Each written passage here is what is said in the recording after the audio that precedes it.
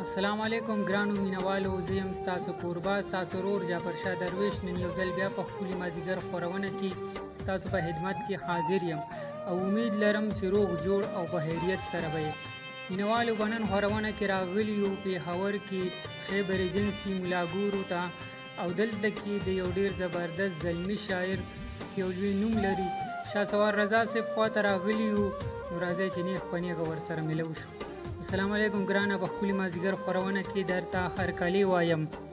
بسم الله الرحمن الرحیم. درویش صاحب، اول خو د ټولو نه مخکې ستا او د شهسوار ډېره زیاته مننه کوم چې دومره لنډ تنګ وخت کې مونږ له راغلی او دا ښکلي مازدیګر پروګرام زموږ ملاګورو سیمې ته راوړو. یقینا په دې هڅه په دې راتګ زه ډېر زیات خوشحاله یم او لکه چې څومره عزت ته مونږ له راکړه دومره عزت دی الله تاسو له هم درکړي. ګرانه، یقینا چې ملګري ستاسو شاعري ډېره خوښوي، نو موږ به په خپلو خبرو ټایم نه خرابو، غواړو چې ستاسو نه سم ډېر شعرونه واورو. ولې نه، شعرونه ستاسو د ښکلي مازدیګر پیج ملګرو ته ډالۍ چې غزل نه مخکې یو څو شعرونه وي چې د چا په زور چا په ستم پاسمه، د چا په زور چا په ستم پاسمه، په غم اوده شمه په غم پاسمه.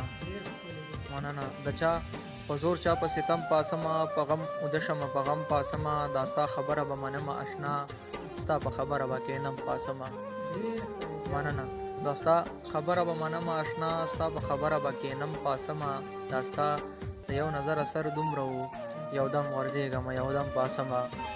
او غزل دی چې کمې په شونډو به خندا وه نو خبره دا وه، کمې په شونډو به خندا وه نو خبره دا وه، زما اشنا وفا وفا وه نو خبره دا وه. مننه. کمې په شونډو به خندا وه نو خبره دا وه، زما اشنا وفا وفا وه نو خبره دا وه. کستا کنزل کول رټل کول نو مالم راتلل، کستا کنزل کول رټل کول نو مالم راتلل، زما په سترګو کې حیا وه نو خبره دا وه. مننه.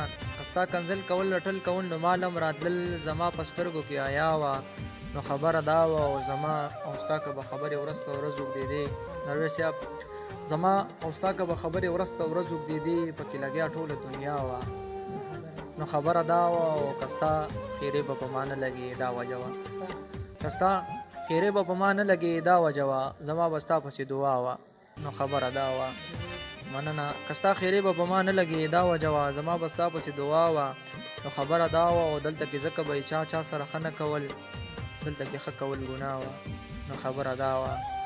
مننه. دلته کې ځکه به چا چا سره ښه نه کول، دلته کې ښه کول ګناه وه نو خبره دا وه. ما شهسوار د اشنا هره یوه ځکه وړله، هغه زما بدن کې ساه وه نو خبره دا وه. او دغه بل غزل دغه نه مخکې یو څو شعرونه چې حساب یې نشته د بلها په خپو پرېوتی یمه، حساب یې نشته د بلها په خپو پرېوتی یمه، زه چا دپاره د هر چا په خپو پرېوتی یمه، کول خو یې پرېږده مړه رحم وړو پېژني نه، کول خو یې پرېږده مړه رحم وړو پېژني نه، زه یو د داسې بې وفا په خپو پرېوتی یمه. او غزل دی چې تر یو سحره بل سهار انتظار، تر یو سحره بل سهار انتظار، ولا چې ستړی کړم د یار انتظار، ته په کلار کلار خوبونه کوه، ته په کلار کلار خوبونه کوه، زه درته کړمه ناقرار انتظار. او ما درته نه ویل چې ځان دې ساته، ما درته نه ویل چې ځان دې ساته، ورته کوه اوس انتظار انتظار. مننه. ما درته نه ویل چې ځان دې ساته، ورته کوه اوس انتظار انتظار. څوک به ماړه وي د یو بل په مینه، څوک به ماړه وي د یو بل په مینه، زما د خوار په نصیب خوار انتظار. هیڅ د دنیا په کار کې کار نه لرم، زما همدغه دی روزګار انتظار. هیڅ د دنیا په کار کې کار نه لرم، زما همدغه دی روزګار انتظار. زما په غم کې ورله خوب نه ورځي، اوس هم کوي به شهسوار انتظار. او دغه بس اخیری غزل دی چې والله د هر سړي ورسره سر به خوږېده، والله د هر سړي ورسره سر به خوږېده، ما داسې چغې والې چې پر هر به خوږېده. مننه. والله د هر سړي ورسره سر به خوږېده، ما داسې چغې والې چې پر هر به خوږېده، هغه کراواتنه دومره ولې دی واغه، هغه کراواتنه دومره ولې دی واغه، بیا وروستو به مې زړه ورله په ور به خوږېده. د لر نه بیا لږ شان ګزاره غوندې کوله، د لر نه بیا لږ شان ګزاره غوندې کوله، نږدې به چې اشنا ته شوم جګر به خوږېده. د لرې نه بیا لږ شان ګزاره غوندې کوله، نږدې به چې اشنا ته شوم نظر به خوږېده. قربان د پښتنو د دغې مینې د انداز چې لر له به یې درد ورکړه نو بر به خوږېده. مننه. قربان د پښتنو د دغې مینې د انداز چې لر له به یې درد ورکړه نو بر به خوږېده.